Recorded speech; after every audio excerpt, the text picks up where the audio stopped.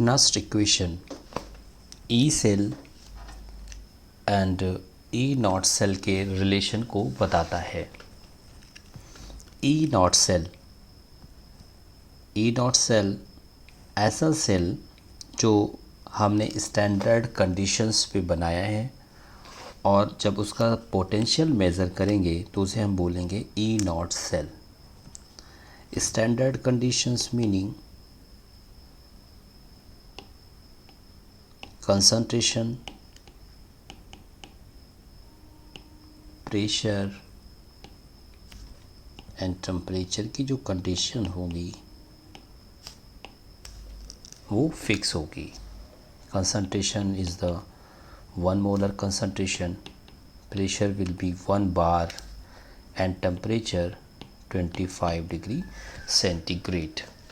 इस standard conditions पर जो सेल हम लोग फॉर्म करेंगे उसे बोलेंगे स्टैंडर्ड सेल, और उसका जो मेज़र करेंगे हम पोटेंशियल उसे बोलेंगे E naught cell. Other than these conditions जो भी सेल का पोटेंशियल मेज़र करेंगे अदर देन स्टैंडर्ड कंडीशन उसे बोलेंगे potential of the cell, that is E cell. Delta G equals to delta G naught plus 2.303 RT log 10 of Q. ये equation हम लोगों ने इक्विलिब्रियम में देखा है। Delta G gives energy change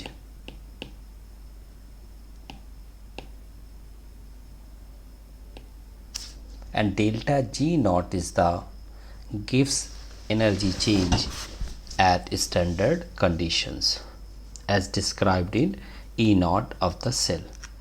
Any quantity,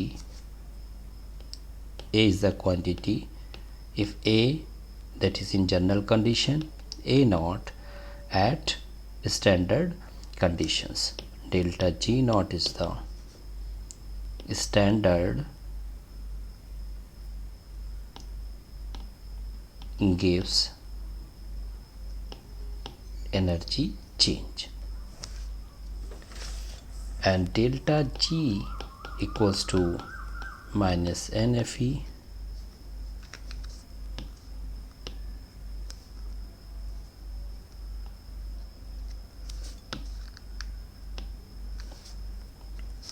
and delta G naught is minus NFE naught. Putting these values in equation, delta G equals to minus NFE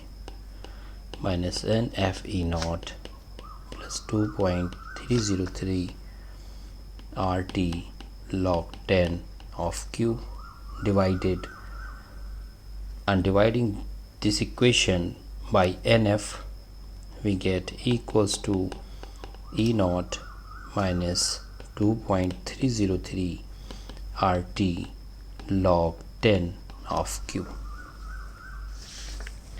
where T is the temperature, R is constant, and Q is reaction quotient. If we fix temperature 25 degree centigrade, R's value 8.314 joule per mole per Kelvin.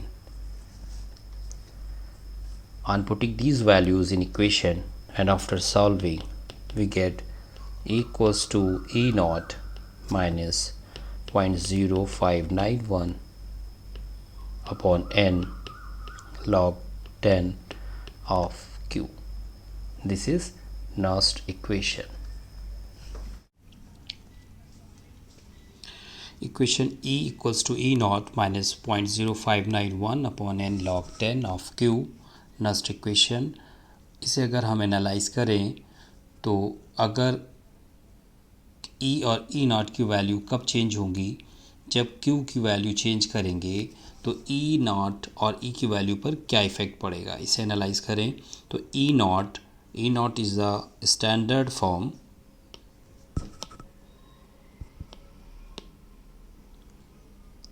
E naught तो standard conditions पर है, तो इसके लिए तो बार बार वही conditions होंगी और E naught will not change, but अगर Q चेंज होगा तो E विल चेंज। तो यहाँ से हम लोग एक पॉइंट लिख सकते हैं, E is affected by Q naught E naught. If we have E naught value, then we can calculate E of the cell. But हमें जो requirement होगी, हमें N should be known and Q should be known. Then हम E of the cell calculation में कर सकते हैं। तो यहाँ पर हम लोगों ने 3 इक्वेशंस देखे। First one delta G equals to delta G naught plus 2.303 R T log 10 of Q equals to E naught minus 2.303 RT upon NF log 10 of Q। R T और एफ की जब हमने इसके अंदर वैल्यूज़ पुट करी तो हमारा equation आया 0.0591 upon n log 10 of Q। अब हम लोग इसमें एग्जांपल देखें। सेल नोटेशन दिया हुआ है A+3 B+2 to B। A plus की कंडीशन है A+3 की एक्वस फॉर्म में है, B+2 एक्वस फॉर्म में है, A solid B solid form में है। E naught A to A+3 0.7 volt given है, E not B to B+2 0.4 volt given है, और जो इसकी कंसंट्रेशन है A+3 की दैट इज़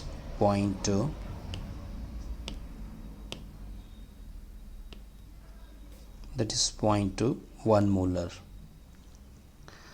0.1 मोलर ये दिया हुआ है और ये दिया हुआ है 0.01 मोलर। हमें कैलकुलेट करना है E naught of the cell and E of the cell. तो E naught of the cell हम लोग कैलकुलेट कैसे करेंगे? तो E naught of the cell calculate करने के 2 वेज़ हैं। पहले तो हम लोग जनरल फार्मूला जो हमें याद है, standard oxidation potential plus standard reduction potential of anode and cathode हम लोग रख सकते हैं। Oxidation potential of anode and cathode, इसे पुट करके हम कैलकुलेट कर लेंगे। या हमें जो सेल नोटेशन दिया है उससे जो एक्सप्रेशंस आएंगे उसकी फॉर्म में हम लिख देते हैं। सेल नोटेशंस को देखकर E naught cell equals to E naught A to A+3 E naught B+2 to B। और ये जो होना चाहिए ये ऑक्सीडेशन होना चाहिए और ये जो होना चाहिए रिडक्शन होना चाहिए। तो ये प्रेफरेबल होता है कि हम सेल नोटेशन देख के इस एक्सप्रेशंस को ऐसे रख के और इसे कैलकुलेट कर लें।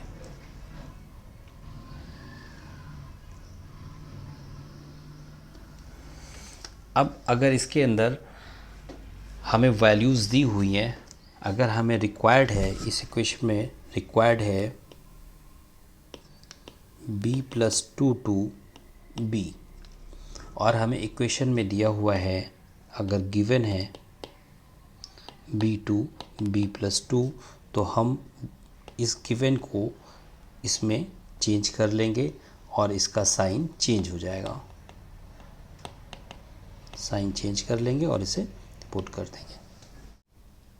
E नॉट सेल नोटेशन से अगर हम इसे मेंशन करेंगे दैट इज़ ऑक्सीडेशन। तो इन ऑक्सीडेशन के लिए A to A+3 की जो वैल्यू हमें दी हुई है that is 0.7 volt plus E naught B+2 to B और यहाँ पर हमें जो वैल्यू दी है वो B to B+2 दी हुई है।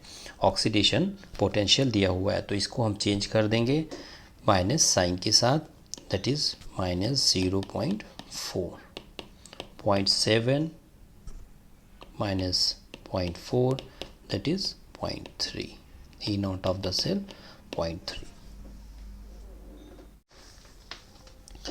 ई नॉट सेल में हम लोगों ने ई नॉट सेल को ऐड कर दिया, जबकि E naught of the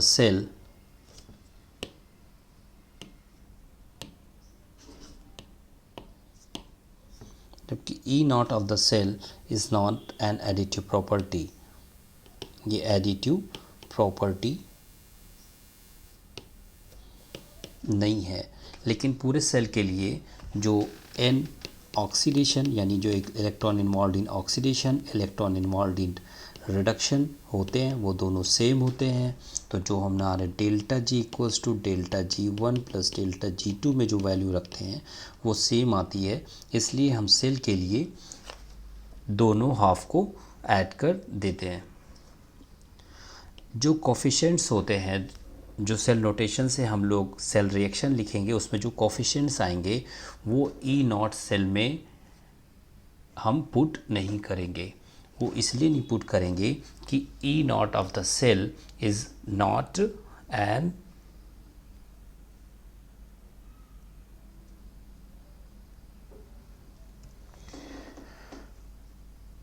E naught of the cell is intensive property.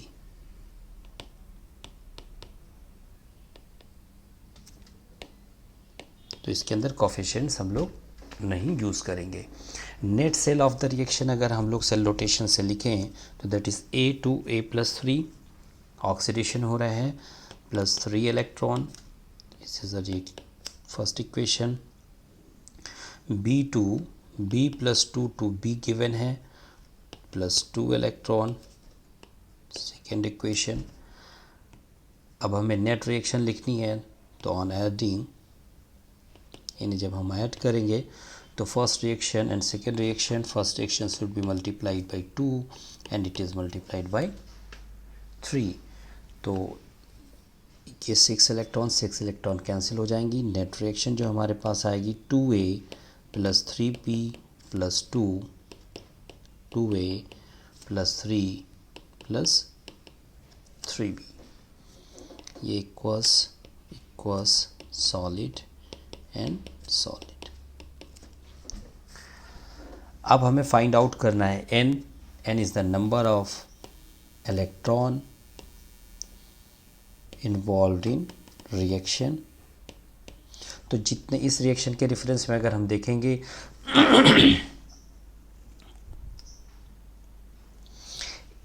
इस रिएक्शन के रेफरेंस में अगर हम लोग देखेंगे तो जो नंबर ऑफ इलेक्ट्रॉन्स हम लोगों ने इसके अंदर कट करें, जैसे 6 इलेक्ट्रॉन्स, तो n की वैल्यू यहाँ पर होगी 6 इलेक्ट्रॉन है तो n की वैल्यू होगी 6.